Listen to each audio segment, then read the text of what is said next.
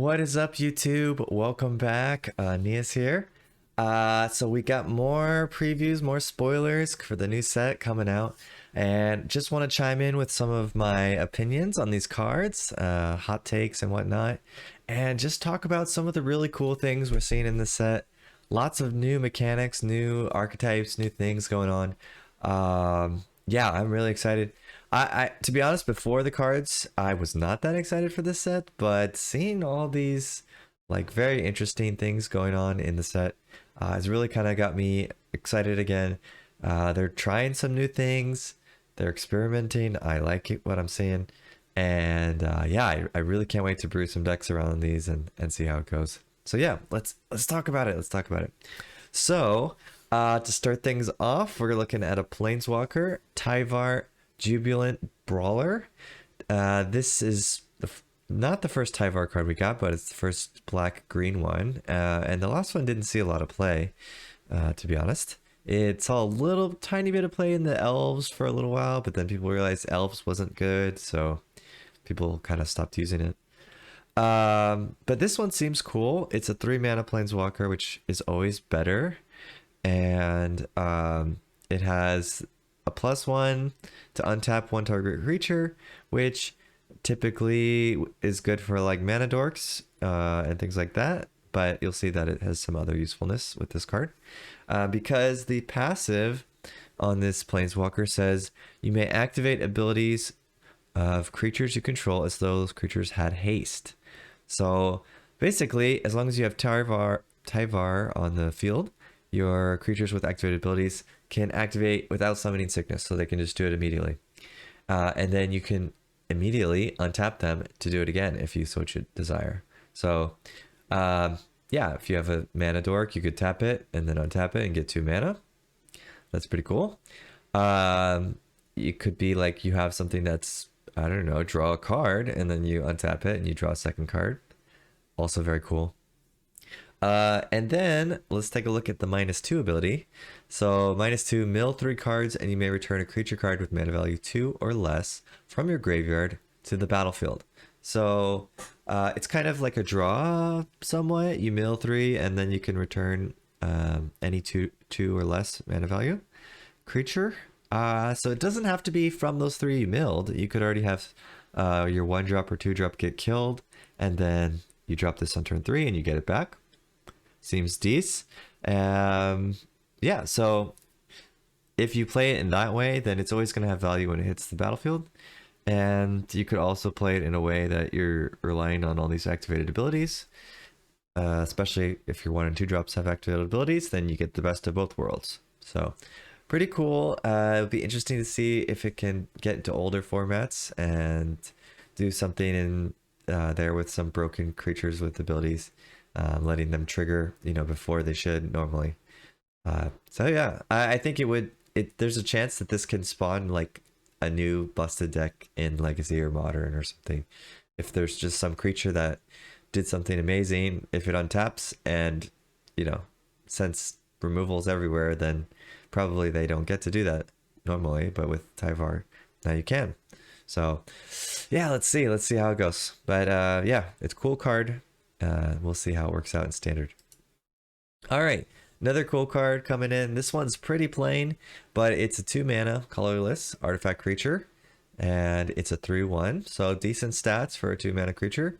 And it says whenever a player casts the first multicolored spell each turn, each other player draws a card.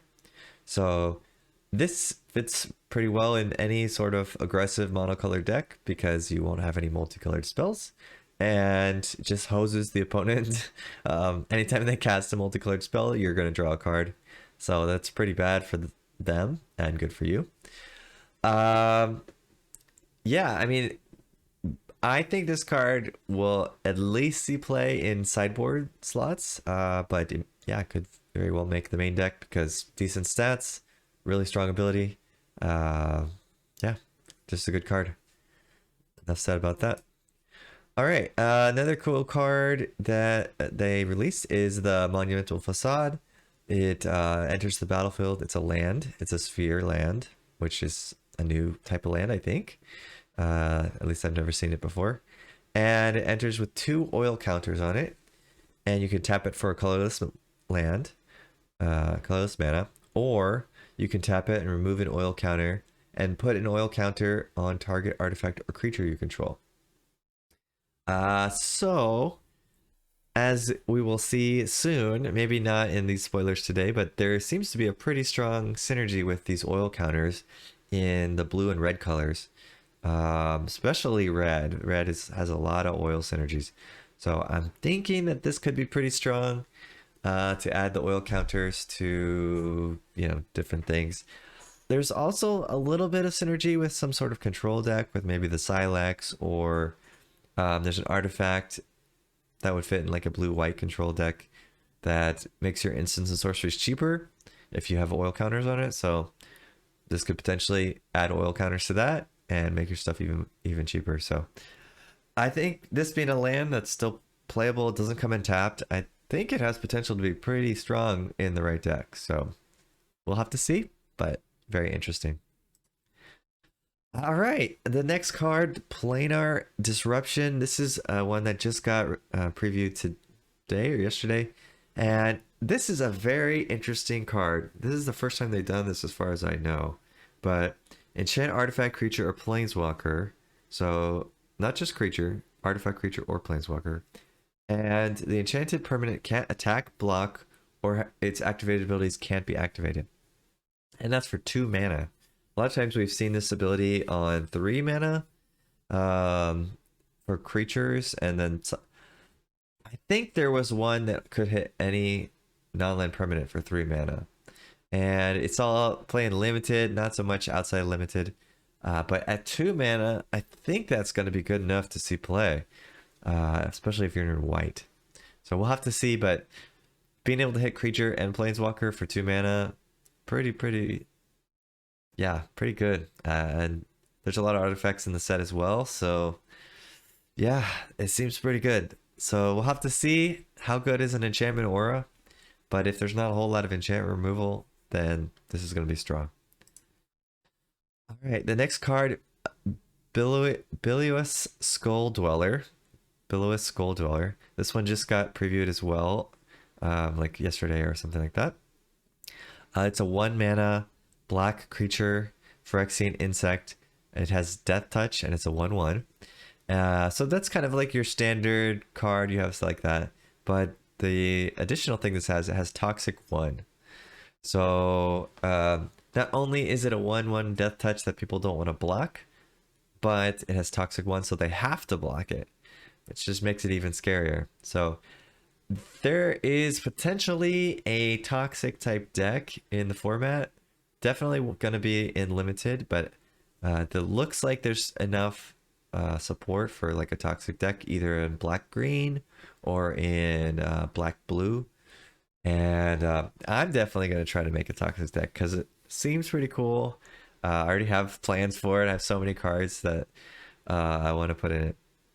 But this is, I think, one of the key pieces that's going to make it work, because it's a 1-drop that furthers your plan, gives them the toxic counter, and it's hard to block for the opponent. So very cool. I think this is gonna, it's definitely a limited all-star, and most likely gonna fit in one of those toxic decks in standard. All right, next card, Gleeful Demolition. This is a red card, 1 mana. Destroy target artifact you control that, destroy target artifact. If you controlled that artifact, create 3 1/1 red Phyrexian Goblin creature tokens. Okay, so this card seems like in some sort of red, like go wide aggressive shell, it seems like it'd be very, very strong. Maybe you want to put it in like a red-white deck, not sure, but just off the top of my head, I'm thinking you have Voldaren Epicure and you have this card in your deck, and turn 1 Voldaren Epicure and makes an artifact and a 1/1, and then you can sack that artifact and make 3 more 1/1s on turn 2. That seems pretty crazy. 4 1/1s turn 2. I mean, yeah, obviously 1/1s are not that great, by themselves. That's enough. I mean, that's just good value. Yeah, so you could have this in some sort of sack deck, maybe. You could have this in some sort of go wide deck. Um, 3 tokens, that's crazy. I don't think we've had something like this for, I don't even know. I don't know if we ever have. Like, and not exactly the same, at least. Creating 3 tokens. I think back when we had vampires, maybe, and Ixalan or something, there was like a 3 mana one that's created 3 tokens. Um, yeah, and I think maybe Dominaria had some like create some sprawling tokens, something like that. But this is a very good rate, 1 mana to do it. So definitely, there's something that can break this. This is gonna be good.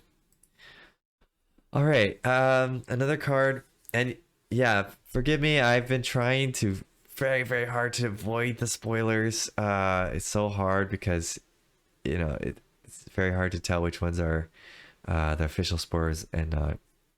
But I think most of the unofficial ones were showing in another language like Spanish or Portuguese. So if it's been spoiled in English, and I went off the official wizard page and stuff like that, so these should all be safe. So if you're worried about that, these should all be safe.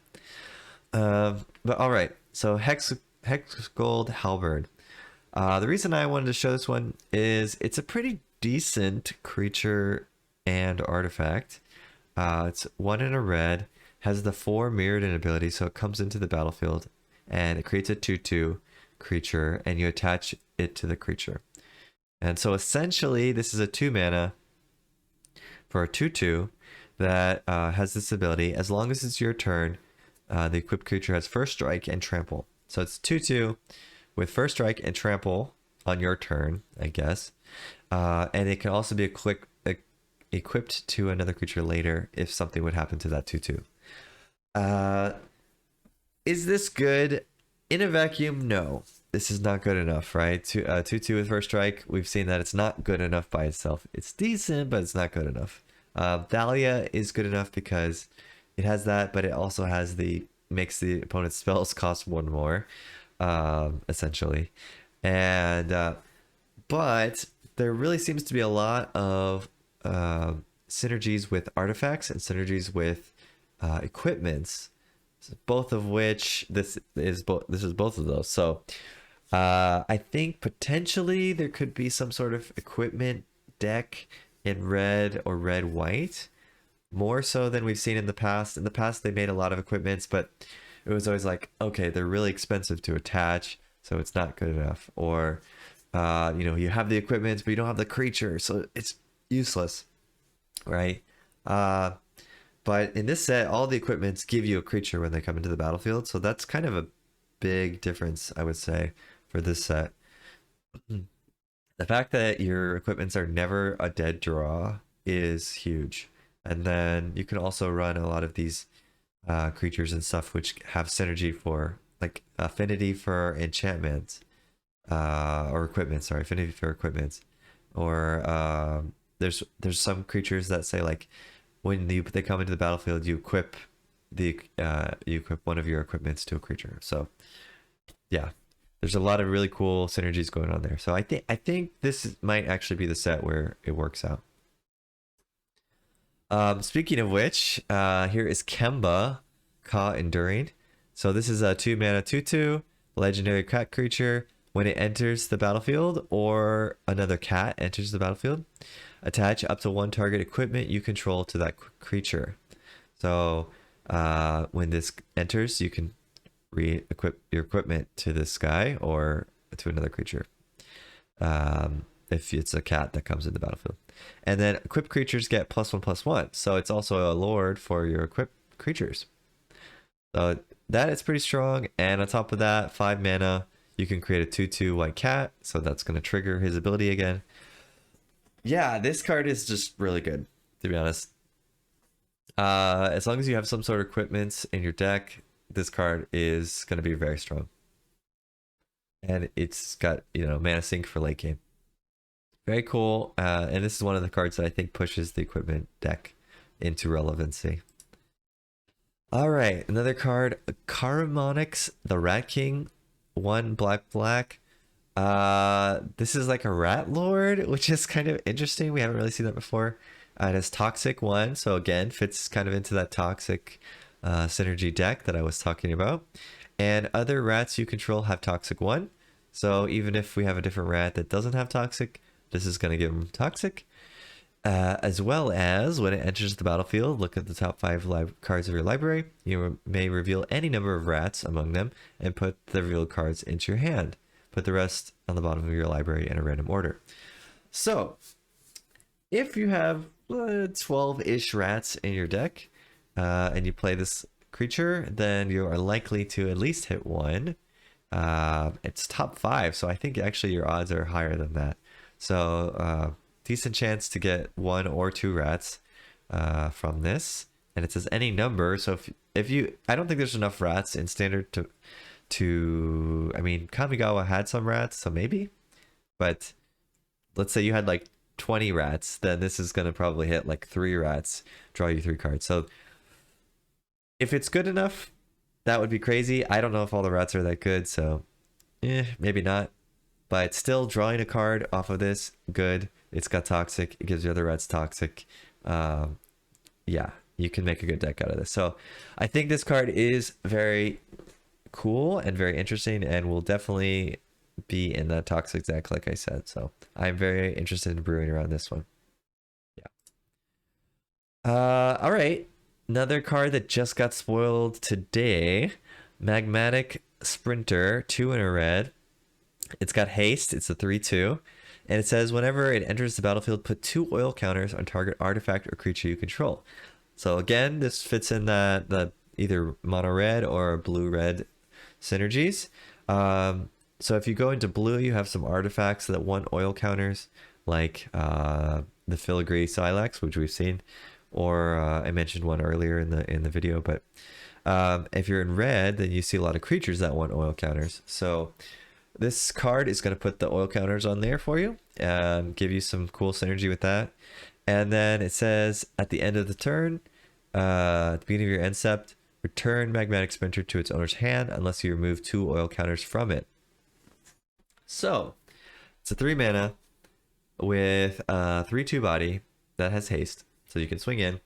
It gets 2 oil counters on something that you want, or you can put it on this creature. If you put it on this creature, then it gets to stay in the battlefield for another turn. So I think you need to have a deck that's very specifically built around this and about oil counters, and maybe even having proliferate in it. But from what I've seen so far, in the official and unofficial spoilers, which I won't spoil anything here, but there seems to be enough support for these oil counter creatures to make this card very interesting for me. So yeah, I think I'm fairly confident there's going to be either a mono red aggressive deck that has oil synergies, or there's going to be a blue red oil synergy, like spells or artifact spells kind of thing going on. But yeah, definitely there's going to be some oil decks in standard. We just got to see how they shape up. So this card might be a very key piece in that, because it's going to get you more and more oil counters every turn, basically. So yeah, very cool. I really love that they're trying out different designs like this. Like this kind of thing we haven't really seen before. I mean, there was a, what was it, a venture card that did something kind of similar, but not the same. And yeah, I'm just all for these cool kind of cards that are a little bit weird and you have to figure out how to make them work. That's my jam. I love that kind of stuff. All right. Next card, Malcator. I wanted to include this one because it's kind of the, I forget what they call it. Like, it shows you what the theme is for the blue whites in the set. So blue white is all about artifacts. This is a 1/1. When it enters the battlefield, you create a 3/3 golem artifact creature. And at the beginning of your end step, if 3 or more artifacts entered the battlefield under your control, you create another 3/3 artifact creature golem. Yeah, it's going to be hard to make this one work. I'm not sure how good this is, but it's a decent stat, and potentially could generate a lot of artifacts if you have the right deck. But yeah, I think it's very cool what they're doing with the blue whites colors in this set. Lots of artifacts. You want a lot of synergy with artifacts and stuff like that. We also have Urza from before, which makes your artifacts cheaper, and we had a few other cards that did similar things. So wonder if we finally have enough artifacts to make artifacts, blue-white artifacts work. I hope so. Okay. Next one, Capricious Hellraiser. This is probably the scariest and most awesome card I've seen them spoil so far in the set. This is a wild card.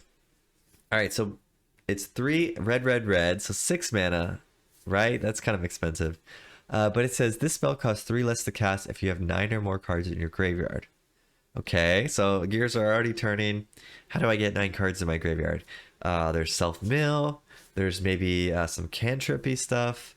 You know, we've got like Phoenix and Historic that easily get 9 cards in their graveyard. So maybe you could do something like that to get those cards and get this a cheaper casting cost. And what's the benefit? Like, what do you get from this card that could be 3 mana to cast? Well, it's a flying 4/4, and it has this ability. When Capricious Hellraiser enters the battlefield, exile 3 cards at random from your graveyard.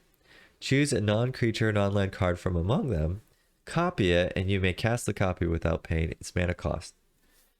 All right. Sorry. So this is says non-creature, non-land. So you could whiff if you just like only have creatures and lands in your graveyard. So you would hopefully want to play this in a deck that's like heavy on spells, or planeswalkers, or artifacts, or enchantments. Like Jace, the 4 mana, 3 mana Phyrexian Jace could potentially turn this on and get cast by this. But you might want to try to do something greedy like Portal to Phyrexia or something like that, where it's like giant artifact that you can cast for free. That's pretty crazy. And even if you pay for 6 mana, but you only have like a few cards in your graveyard, then your odds of hitting the really big card from your graveyard go like way up.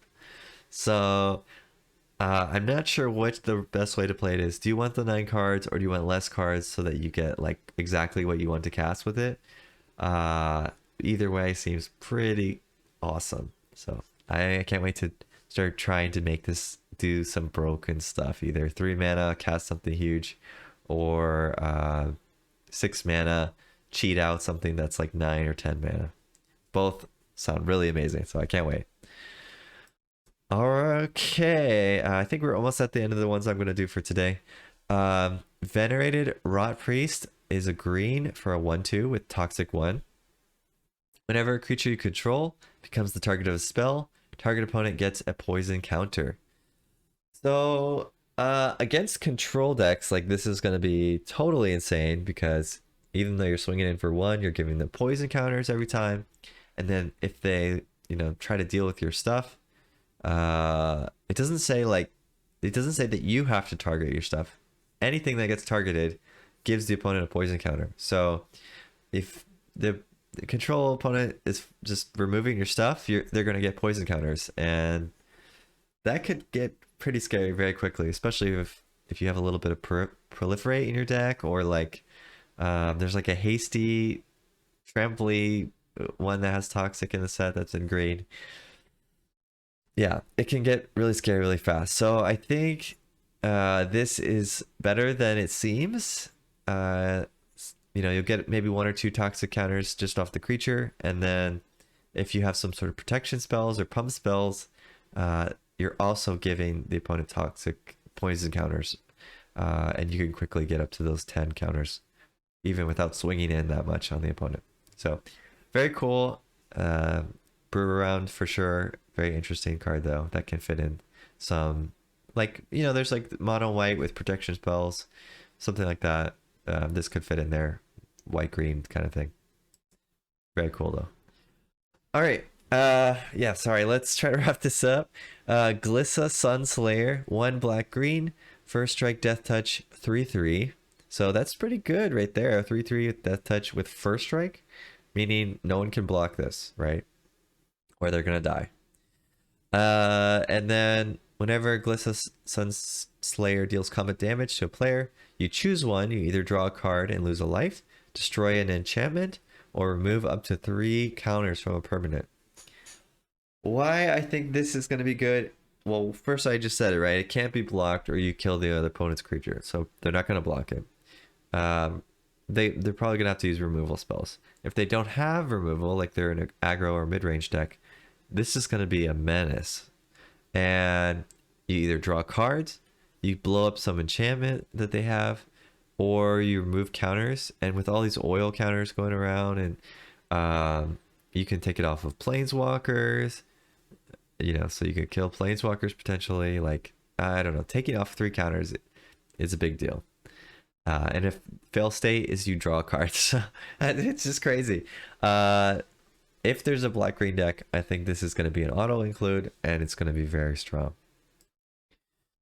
Okay, that's the end of the spoilers for now. So yeah, I just really love how much synergies they're adding in this new set. There's so many cool new synergies, and I hope they don't stop with just this set. Like, I hope they still have some oil counters in the next set, and have proliferating the set maybe, just so it's not like a one set thing and there's no synergy continuing after this. But so far it looks really cool, really sweet how many of new decks and things you can make. So look forward to it. Look forward to the 5 new brews coming out next week.